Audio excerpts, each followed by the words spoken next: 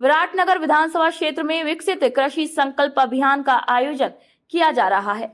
इस अभियान के तहत गोपालपुर, जयसिंहपुरा और भवनावास गांव में कैंप लगाए गए। अभियान में कृषि विशेषज्ञों और अधिकारियों ने किसानों को खेती से जुड़ी जानकारी और सरकारी योजनाओं के बारे में बताया।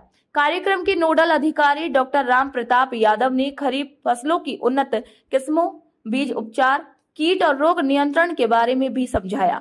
उन्होंने किसानों को मिट्टी की जांच करवाकर सही मात्रा में खाद और उर्वरक इस्तेमाल करने की भी सलाह दी। साथ ही जल संरक्षण के तरीकों पर जानकारी देते हुए उन्होंने कहा कि खेत का पानी खेत में और गांव का पानी गांव में ही रोकना चाहिए।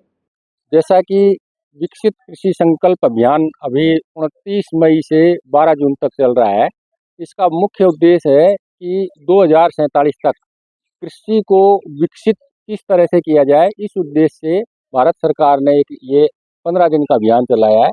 इस अभियान में हम 15 दिन तक 45 गांवों में जाकर के और किसान भाइयों को विकसित कृषि करने के उद्देश्य से नई तकनीकी कृषि की नई विधाएं, मृदा परीक्षण के जो कार्ड बनाए जाते हैं उनके आधार पर उर्वरकों का प्रयोग, प्राकृतिक खेती जिससे कि आपके उर्वरक और जहरीली जो दवाएं हैं उनसे किसान किस तरह बच सकता है उसके ऊपर, और मौसम विभाग की जो अपने भविष्यवाणी होती है उसके आधार पर हमारी खेती, जल संरक्षण के साथ हम किस तरह से कम पानी से अधिक फसल उत्पादित कर सकते हैं उसके ऊपर, कृषि विभाग की जितनी भी योजनाएं हैं उन योजनाओं की कृषि विभाग के अधिकारी आकर के उनकी जानकारी, उद्यान विभाग की योजनाओं की जानकारी, और किसी किसान की अगर उन योजनाओं से संबंधित समस्या है तो उसका समाधान वहीं पर होता है। पशुपालन विभाग और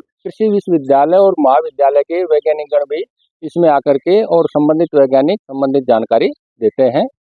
विकसित कृषि संकल्प योजना के अभियान के तहत हम किसानों को विभाग की योजनाएं जिनमें मुख्य रूप से है फार्म पौंड में आज घटते हुए जल स्तर में अपन खेती को उसी स्तर पर पैदावार बनाए रखें।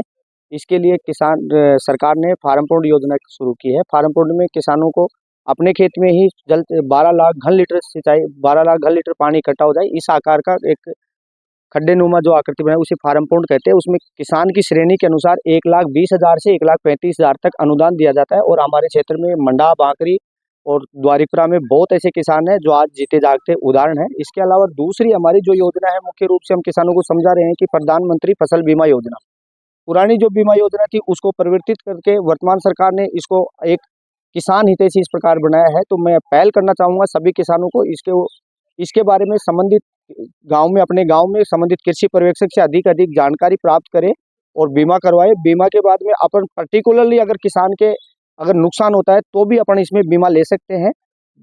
जो भी अपन बीमा करवाने के बाद में अपने को पॉलिसी मिलती है उसके आधार पर अपन नुकसान के 72 घंटों के अंदर या कटाई के 14 दिन बाद तक हम कटाई के 14 दिन बाद तक अगर नुकसान होता है या खड़ी फसल में पर्टिकुलर नुकसान होता है तो 72 घंटों के अंदर अगर अपन शिकायत करते हैं तो वो अपने को किसान की जो नुकसान है वो पूरा राशि किसान की मिलती है। तो मैं मानता हूँ इस बीमा योजना है, इसके तहत किसान के जो रीढ़ की हड्डी टूटने का काम होती है उसमें कहीं न कहीं संबल प्रदान करता है। और मैं किसानों से विशेष रूप से पहल करना चाहूँगा कि आप प्रधानमंत्री फसल बीमा योजना के तहत ज़्यादा से ज़्यादा जानकारी प्राप्त करें, लाभ प्राप्त करें और अन्य जो किसान हैं उनको भी जागरूक करें।